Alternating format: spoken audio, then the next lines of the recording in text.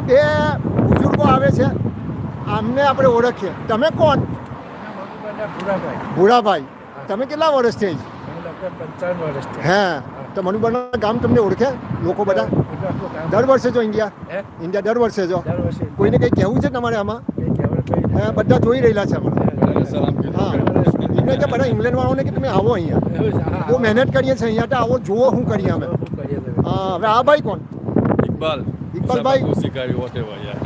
હા, તમે કેટલા વર્ષથી છો? મને 31 years થયું. હા, કામકાજ તમારું?